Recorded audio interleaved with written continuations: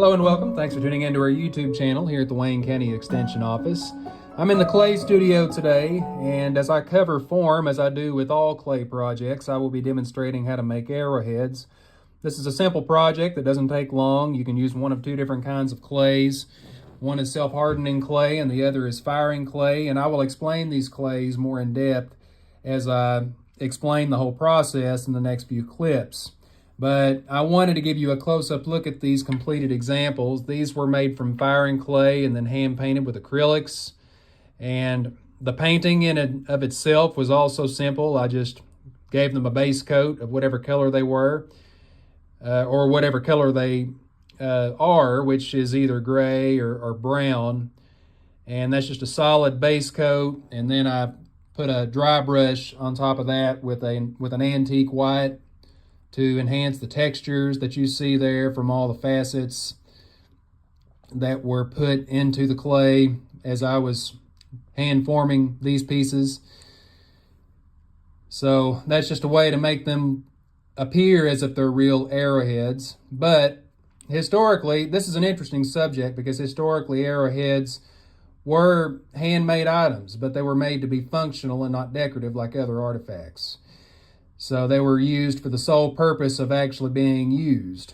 And with that said, they were not made to be perfect in form. They just needed to be, since they did just need to be functional, they just needed to look a certain way. Now they're asymmetrical, they are not perfect in form, but all of them do look similar for that purpose they were used for. They were pointed on one end and they were round and flat on the other. And they were also made from various stone types, as well as other materials like bone and metals in some cases, but most of the time they were made from different kinds of stone.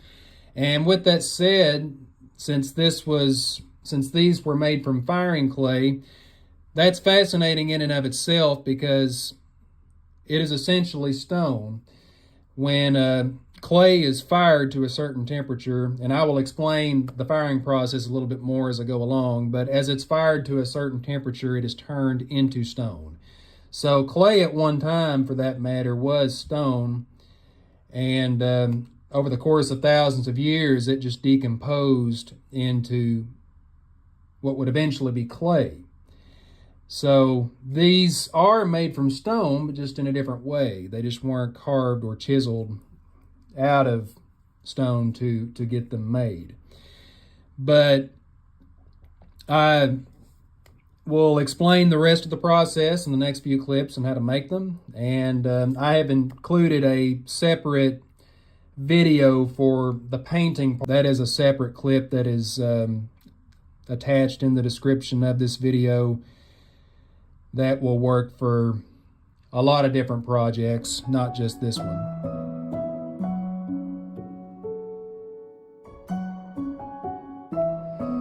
Now you'll find that this will not require much clay. It is about the size of a golf ball or even less than that because arrowheads are small anyway. And what you want to do first is wedge it. That just basically means that you knead it as if you were kneading bread dough. This is highly critical for firing clay because it gets rid of air pockets that could be in the clay. Air pockets will explode in the firing process in the kiln if there are any air pockets in the clay. So this will prevent that from happening, but you only need to do it a few times and then roll it up. If you're using self-hardening clay, it's still good to be in that habit of wedging because if you're a clay artist, you're going to be using both kinds at some point. And what you want to do next is roll one end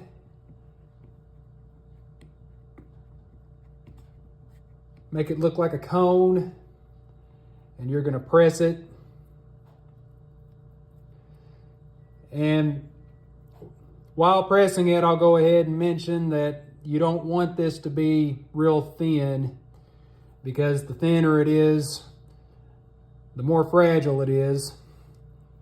So I would keep the whole thing about 1/4 of an inch to 1/2 inch thick, which is about as thick as any of the other items that I create, and I encourage that a lot when you're making pottery, for instance. You don't want it to be so thin, like as thin as a sheet of paper, because it just becomes easier to crack when it dries and it just breaks apart more easily.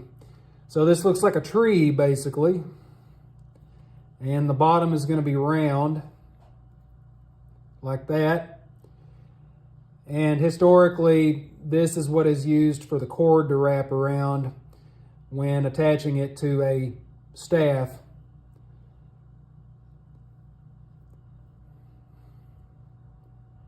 And what you want to do is press the edges, make those sharp.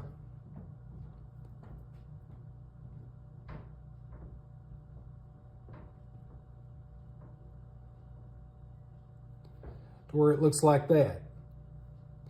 Now there's one other detail that I'm going to add to it.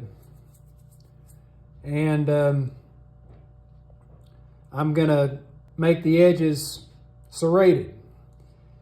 And I'm going to be using a stylus to do that. That's this metal tool here with the ball points on each end.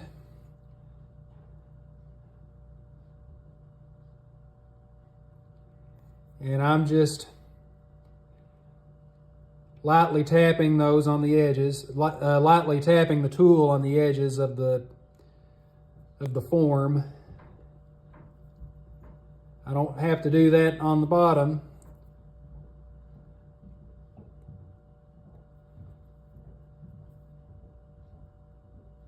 But I will on the top.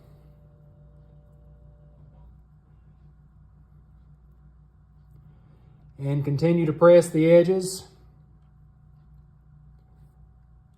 And you're pretty much finished at this point.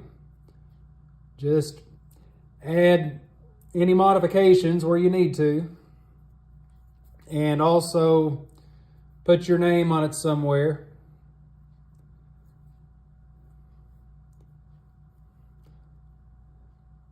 And that just needs to dry at this point.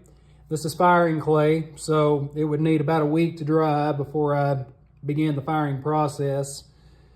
But if you're using self-hardening clay or firing clay, you can wait a day or two and then you can paint it.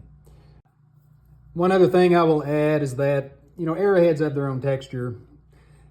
They're not perfectly smooth. So while these are being carved out of rock, they will have facets in them.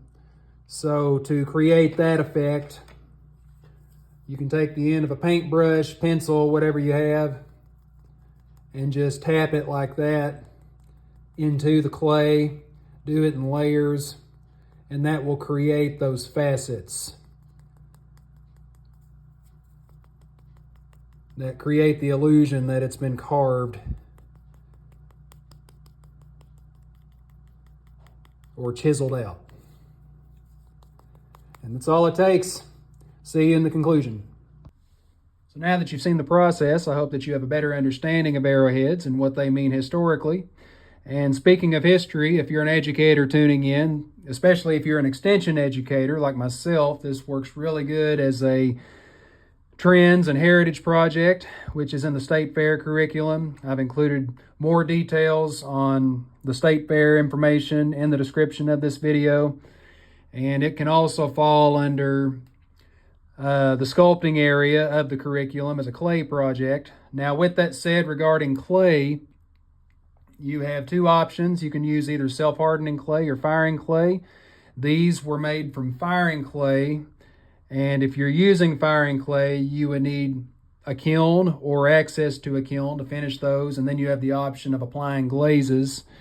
And if you're using self-hardening clay or air dry clay, you would need to allow this 24 to 48 hours to dry completely, and then you can use acrylic paints to finish those off. And then I would have a spray protectant or some kind of adhesive to add after the painting is finished. And if you have any further questions, please visit our office. We're located at 255 Rolling Hills Boulevard off stoplight number 2 in Monticello. Take care.